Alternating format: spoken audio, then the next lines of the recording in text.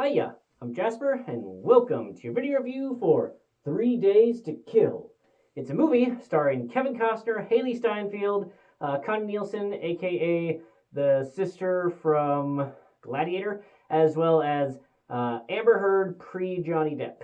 So, as always, I'm gonna give you the good, the bad, and the furry. To start off the furry, there isn't any. Moving on to the good and the bad. So, this is what I'm going to call the Taken genre of movies, where an older dude past his prime, trying to retire or is retired from doing spy badass shit, is then dragged into doing more badass shit, even though he doesn't want to anymore. And what I found is that after Taken, it seemed like a lot more of the Taken genre films also added in a component of like the hero guy in some level of dying or injured or disease, like like some head injury, or in this case, this guy's got like glioblastoma, so like a brain cancer. But like the gunman, he had the head rocking thing, and then dying of the light. So there's a whole genre of Taken style. But what I will say is that this one, it is a bit by the numbers, because it's like I just described. It's a Taken style one where the old guy and he has to go do the thing, and trying to save or reconnect with his family is like the only kind of different-ish thing, but that's still in a couple of the Taken style films. So it's very by the numbers. But what I will say is that Kevin Costner is an amazing actor, and he can take like very by the book material and he just elevates it. He elevates this movie far higher than it has any right to be, and so does Haley Steinfeld. Haley Steinfeld is fantastic in this.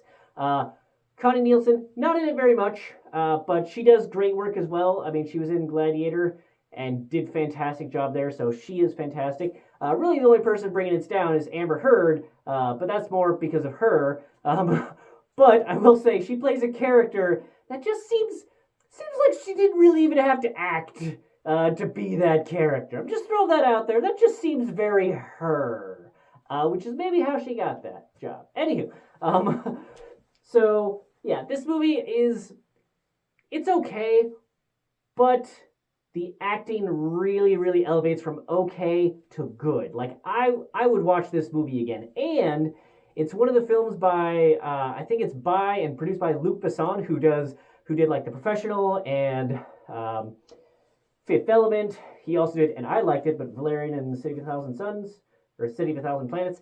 Anywho, so he does really good work, and he knows how to do action. And in this one, I gotta say, well, there is a short chase sequence in vehicles, and I say short because it's not the longest out there. It's not like half the film, like the Bourne Identity or various James Bond films, or the entire film, like Mad Max Fury Road. So it's definitely not a super long chase sequence. It's kind of, I wouldn't say it's overly short, but it's, I'd say, on the shorter end of things. Kind of how like a 90-minute movie is. It's not too short, but it's not on the long end of things. Like 88 minutes, you're like, oh, okay, now you're an 88-minute film. So not the longest chase sequence, but man, it was really good. This film was made in 2014.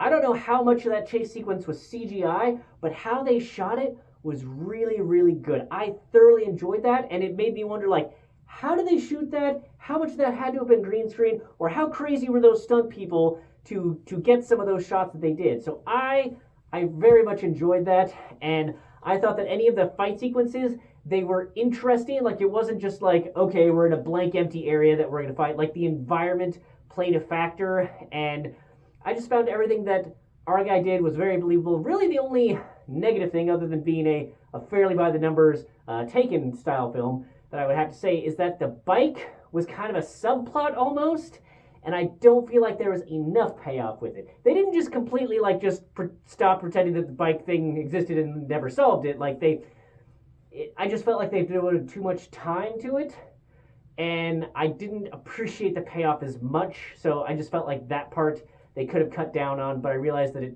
facilitated some level of conversation. So I get why they did it, but I felt like they could have done a little bit more to make it pay off, or just cut it out and still found a way to get the dialogue where they needed it to go.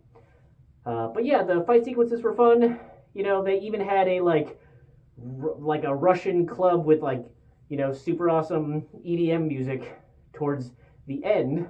Um, you know, whereas John Wick had it at the front. This is not John Wick. You can't compare John Wick film to any other type of film because it's just you're not going to be able to compare. But I would say that this is a very good Taken style film. But overall, just a good movie because the acting elevated it from okay.